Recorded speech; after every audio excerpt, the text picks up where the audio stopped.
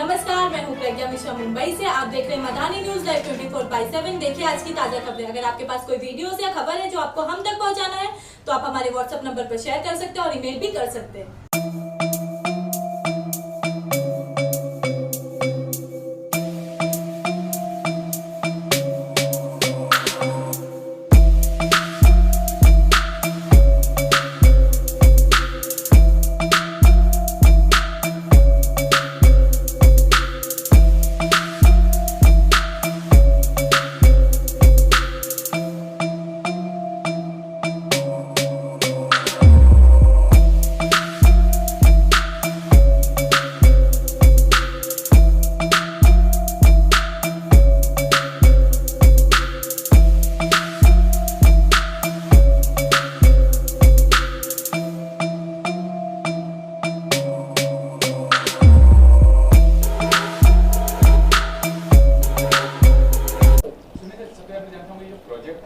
Project का ख्याल कब आया और इस ड्यूरेशन में बनाना कितना बड़ा चुनौतीपूर्ण आपके लिए? जब लॉकडाउन चल रहा था तो मैं टीवी पे न्यूज़ देखता था और आजू बाजू की बातें सुनता था। सोशल मीडिया के द्वारा कुछ ना कुछ खबरें मुझे मिलती थी, तो मुझे ऐसा लगता था कि यार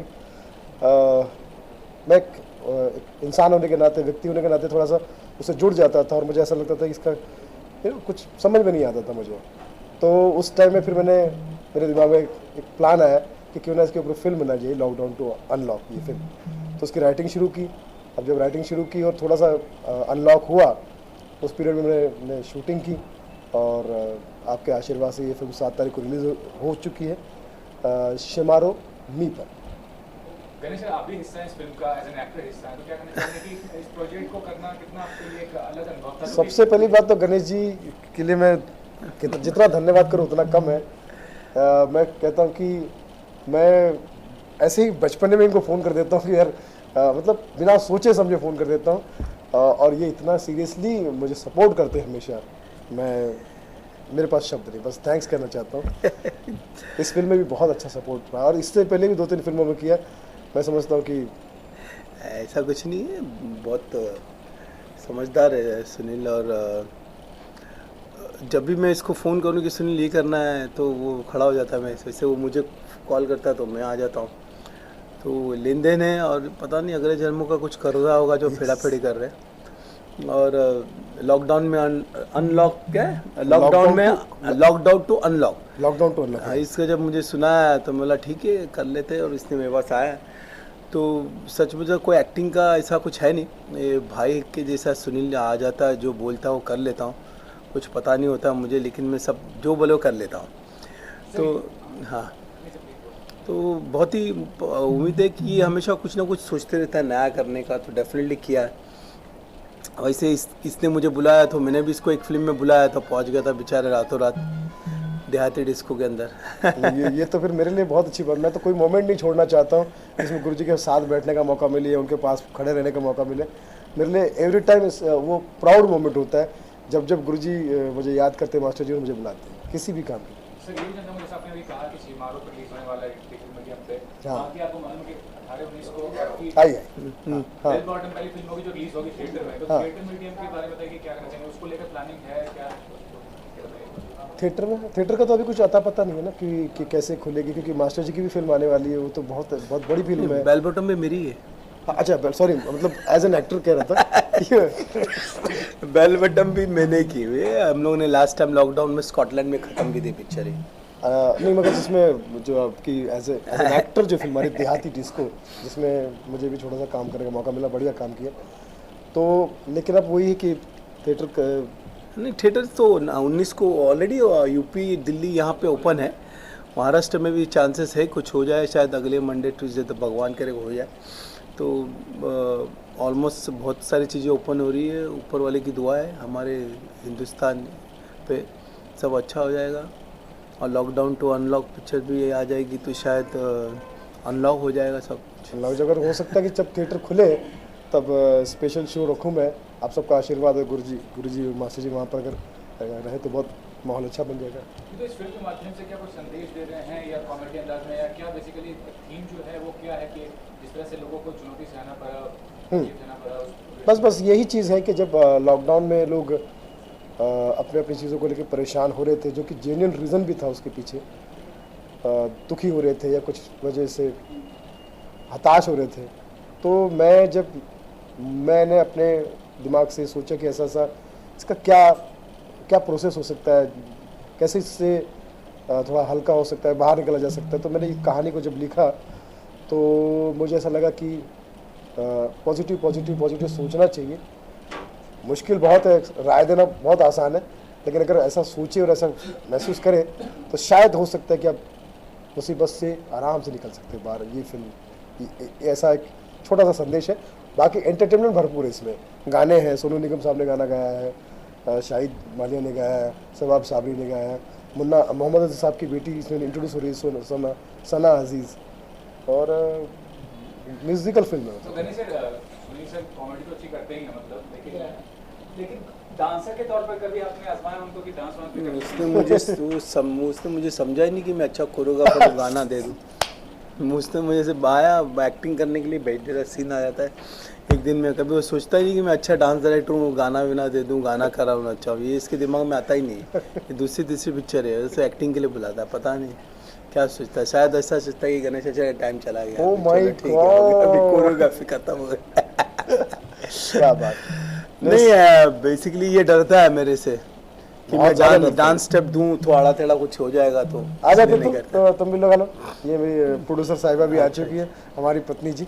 अच्छा एक चेयर लगा दो बाबू यहाँ पर। सुनील सर कैसे हैं, जो लोग नहीं जानते उनके बारे में कुछ अलग हट के बात हंसाते हैं, सब जानती है, तो ऐसी बात जो आप बोलना चाहते हैं इनके बारे में जो लोग नहीं जानते हैं आमतौर पर?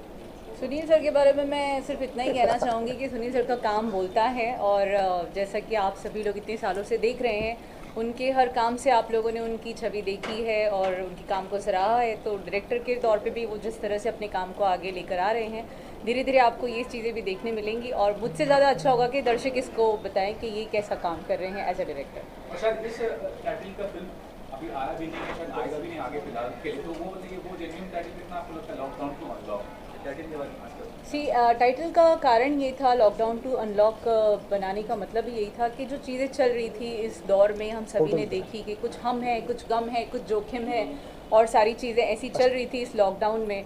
तो क्योंकि मैं इनकी बेटर हाफ हूँ, तो काफ़ी चीज़ें मैंने इनसे करा भी ली और इन्होंने कर भी ली।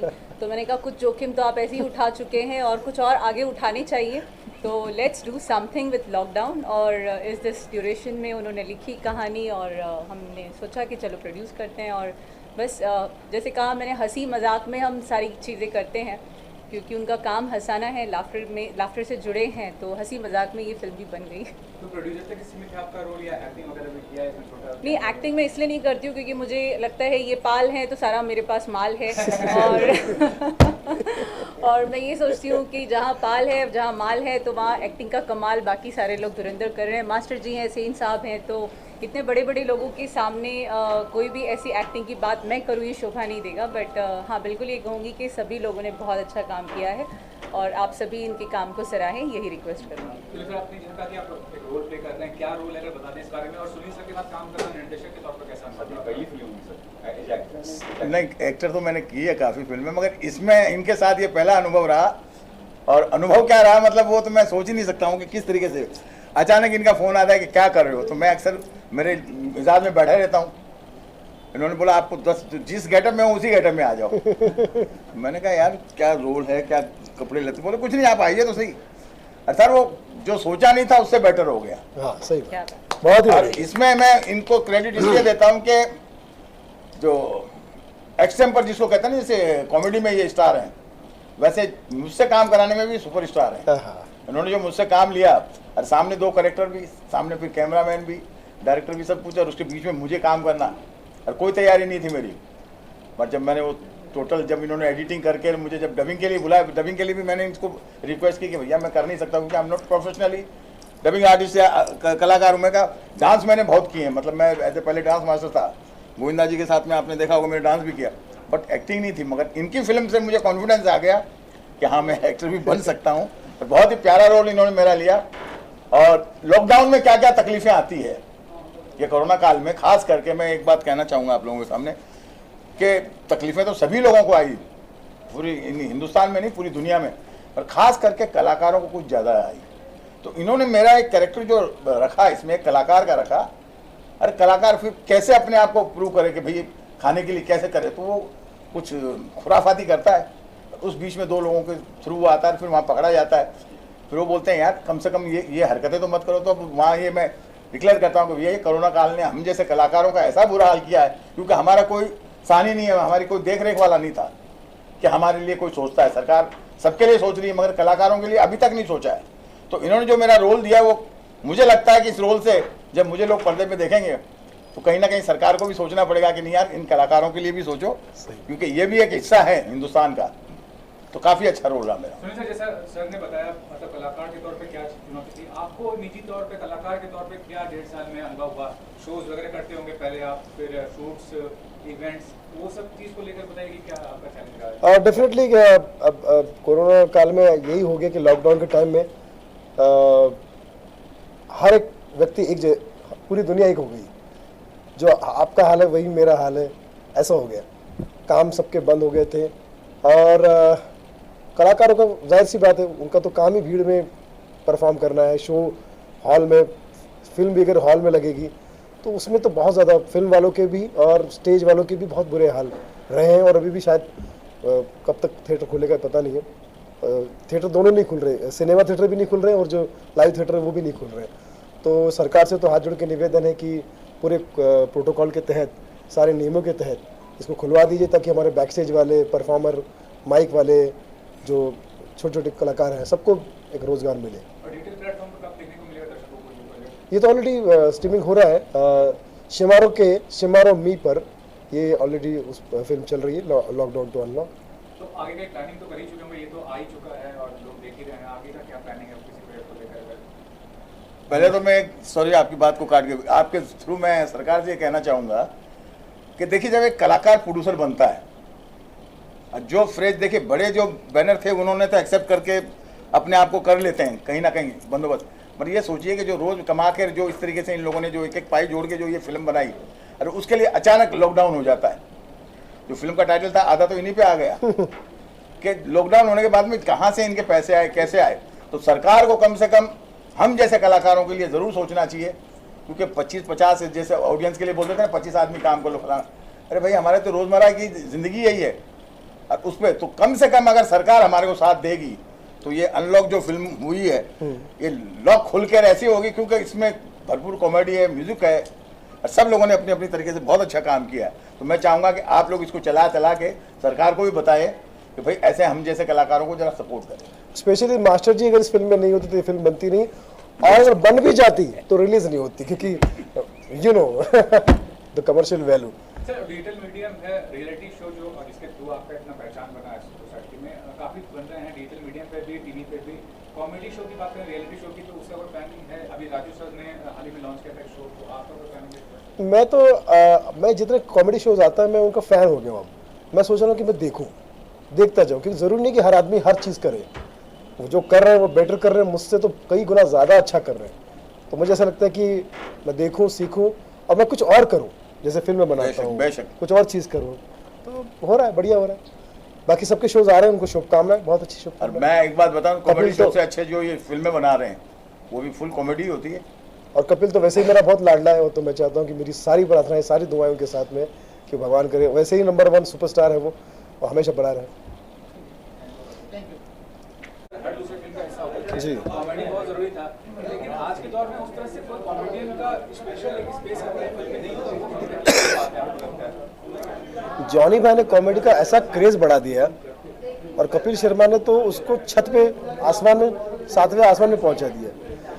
और इससे प्रेरित होकर सारे हीरो जो सिर्फ प्रेरित होके सारे हीरो जो पहले एक्शन करते थे, इमोशन करते थे, उनको लगा यार हमें भी कॉमेडी करना चाहिए। उनको समझ में आ गया तो कि इस तरह से कॉमेडी की जीत हुई है। बराबर। इस तरह से हीरो भी अगर कॉमेडी करने लगे, पहले कॉमेडी रखा जाता था, अब हीरो ही कॉमेडी कर रहा है। इसका मतलब कि कॉमेडी का ग्रेड बड़ा है और कॉमेडी की ज़रूरत बड़ी है, कॉमेडी बड़ी है। यस, हाँ बिल्कुल, जो सेम आंसर होगा मेरा भी, क्योंकि एक ज़माना जैसे आपने कहा जॉनी भाई ने झंडे गाड़ दिए, बाकी लोग अब सबका झंडे गाड़ने का टाइम आ गया। इसका मतलब ये नहीं कि जॉनी भाई अब वो नहीं रहे, जॉनी भाई ने अपना एक कमाल कर दिया है। अब सबकी बारी है कि वो कर आ गए। अब जैसे कि सुनील भाई ने बताया कि कॉमेडी का ग्रेड बढ़ गया है, जितने भी स्टार लोग को समझ में आ गया कि भाई पब्लिक क्या चाहती है। पब्लिक हंसना चाहती है, फाइट नहीं चाहती है, इमोशन नहीं चाहती है उनके पास, क्योंकि हर आदमी बंदा हर घर में इमोशन है, हर तकलीफ में है, हर लड़ता झगड़ता नहीं, सिर्फ पैसे कमाना है, वो सिर्फ हंसना चाहता है। तो ये सब बड़े बड़े स्टार को समझ में आ गया कि भाई कॉमेडी मेन है, कॉमेडी पे फोकस दो। तो सर ने इस राइटर डायरेक्टर का कैरियर शुरू किया है, तो आपका क्या आगे चल के है? मैं तो ये बोलता हूँ भाई फिल्में बनाते रहे, इतनी बड़ी फिल्म बनाए, इतनी बड़ी फिल्म बनाए, किसी को काम ना दे, सिर्फ मुझे काम दे।